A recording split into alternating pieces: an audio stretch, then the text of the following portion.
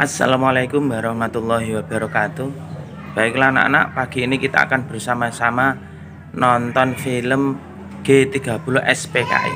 Oke, selamat menyaksikan.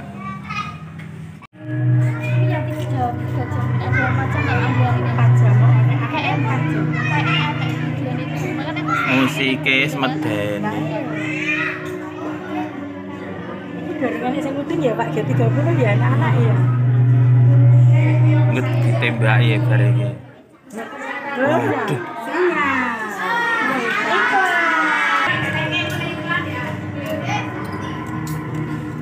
Ini Pak, Pak. Rambut triple. Hah? Aku enggak tahu ya dengan.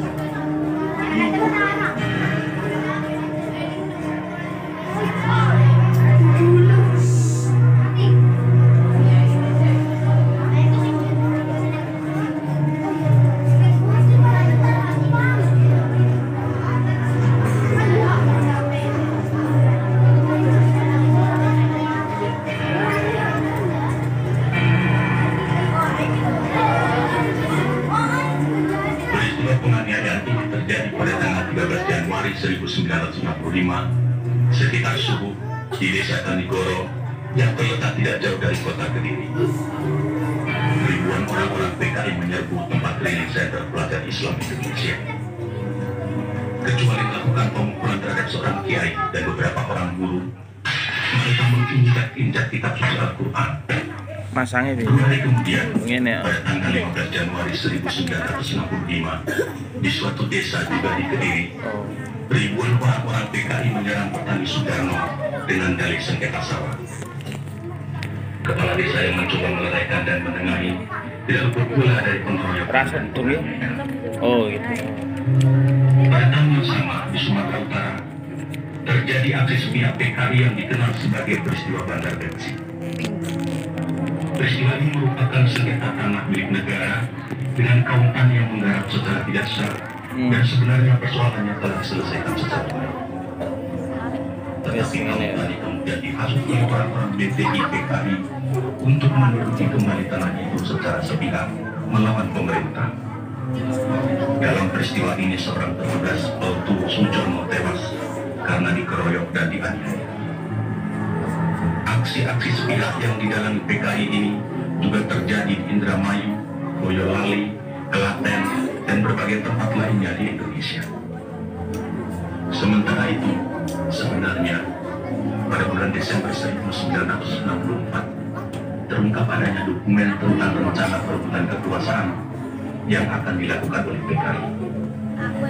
Namun oleh PKI dokumen itu dikatakan palsu dan malah menuduh balik bahwa fitnah itu sengaja disebarkan oleh lawan politiknya, yaitu Partai Murba yang Trotskis, dalam hal ini Khairul Saleh dan Soekarno.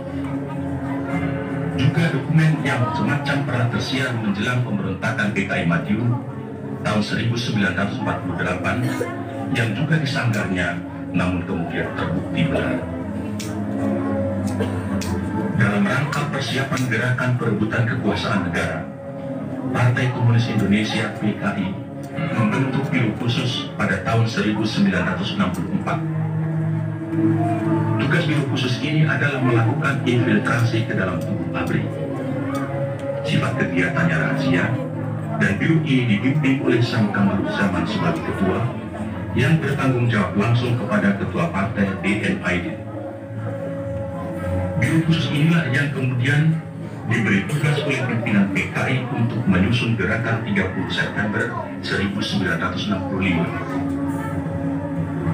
Sementara itu pula, atas saran Perdana Menteri Republik Rakyat Cina Zhou Enlai, PKI melancarkan tuntutan pembentukan angkatan kelima, yaitu agar buruh tani dipersenjatai.